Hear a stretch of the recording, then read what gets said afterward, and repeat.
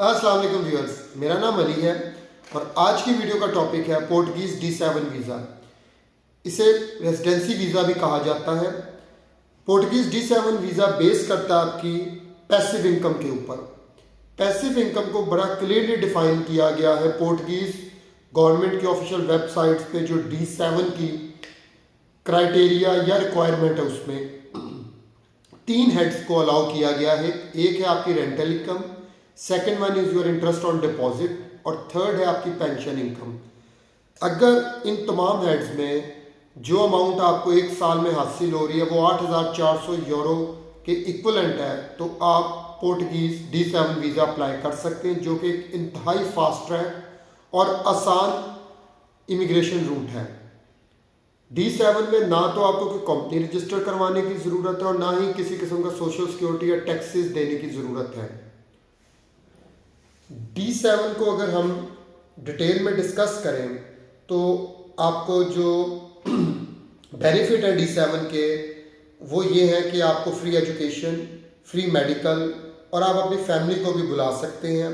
और जो सबसे अट्रैक्टिव फीचर है वो नो एज लिमिट, किसी भी एज ब्रैकेट के लोग D7 अप्लाई कर सकते हैं। अगर D7 की बात की जाए प्रोसेस की, तो D7 भी आपके होम कंट्री से एम्बेसी के थ्रू अप्लाई होगा और जो डॉक्यूमेंट्स आपको चाहिए D7 अप्लाई करने के लिए वो है निफ नंबर। निफ नंबर आपका income tax Portuguese income tax number है। इसके अलावा आपको एक बैंक अकाउंट रिक्वायर्ड है। थर्ड डॉक्यूमेंट जो आपको चाहिए वो एक लीज एग्रीमेंट है। आप एक अदद प्रॉपर्टी रेंट पे लेंगे पुर्तगाल में 1 साल के ड्यूरेशन के लिए, तो ये लीज एग्रीमेंट होगा आपका। इसके बाद आपको जो फर्दर डॉक्यूमेंट्स चाहिए एम्बेसी में अप्लाई करने के लिए वो है आपका पास वैलिड पासपोर्ट हो जिसमें 6 माह की वैलिडिटी बाकी हो अभी। आपके पिक्चर्स चाहिए passport size, travel insurance required है, पुलिस करेक्टर सर्टिफिकेट चाहिए आपको। इसके अलावा ट्रैवल इंश्योरेंस चाहिए और प्रूफ ऑफ अकोमोडेशन, जैसे कि हमने ऊपर जिक्र किया था लीज एग्रीमेंट। तो ये वो तमाम डॉक्यूमेंट्स हैं जो आप एम्बेसी में जमा करवाएंगे। एम्बेसी का जो ऑफिशियल प्रोसीजर है उसके तहत 60 डेज में एम्बेसी D7 के केस का फैसला करेगी। अगर आप इसके प्रोसेस को डीपली देखें तो एम्बेसी ये करती है कि जब आपका केस एम्बेसी को रिसीव होता है तो एम्बेसी वो शेयर करती है SCF से। SCF जो है वो इमिग्रेशन एंड बॉर्डर एजेंसी है पुर्तगाल की, उसके साथ as per the documented time वो 20 दिन है जिसमें सेफ को रिप्लाई करना है एम्बेसी को। लेकिन due to the current workload इस वक्त सेफ 2 माह में तकरीबन जवाब दे रही है। तो आप ये कह सकते हैं कि एम्बेसी आपको तकरीबन 3 माह में आपके केस का फैसला देगी।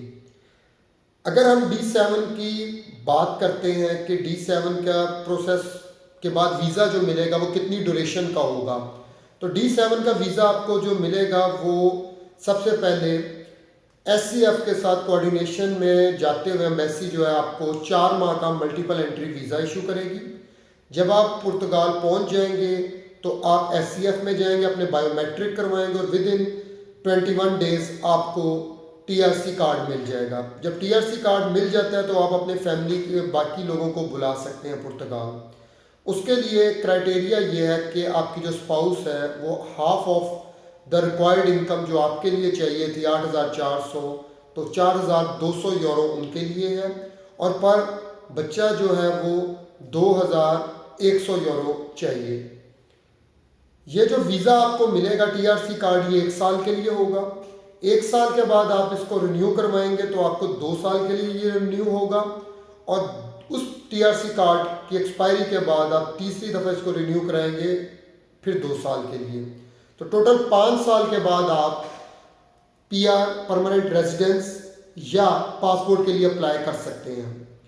D7 एक इंतहाई आसान और फास्ट ट्रैक इमिग्रेशन प्रोग्राम है, लेकिन अनफॉर्चुनेटली कुछ यूट्यूबर हजरात इसको जिस तरह डिफ़ाइन कर रहे हैं ये उस तरह हरगिज़ नहीं है। इसको करने के लिए आपको किसी अच्छे लॉयर की ज़रूरत है, लॉ फॉर्म की ज़रूरत है, क्योंकि आपका nif number, bank account, lease agreement ये चाहिए आपको। दूसरा, आपको पुर्तगाल में एक अदद जो ब्रोकेज फर्म है वो भी रिक्वायर्ड होगी, ताकि वो आपके ब्याफ के ऊपर वो वहाँ पे आपका एक अकोमोडेशन अरेंज कर सकें और आपका एग्रीमेंट उनसे जो है वो साइन हो सके। ये एग्रीमेंट भी अगेन लॉयर बनवाते हैं। तो मैं आपसे यही अर्ज़ करूँगा कि आपने जो भी प्रोग्राम करना है उसे प्रॉपरली होमवर्क के साथ करें, ना कि यूट्यूबर्स या किसी भी उसके ऊपर आप उनके मशवरे के ऊपर आप कर दें। प्रॉपर डॉक्यूमेंटेशन इमिग्रेशन में बहुत एसेंशियली रिक्वायर्ड है। आपके जो भी कमेंट्स हो काइंडली मुझे कमेंट बॉक्स में आप शेयर कीजिए। I will try my best कि मैं उसको बड़ी जितनी जल्दी हो सके उसका मैं रिप्लाई करूँ। टेक केयर, अल्लाह हाफिज़।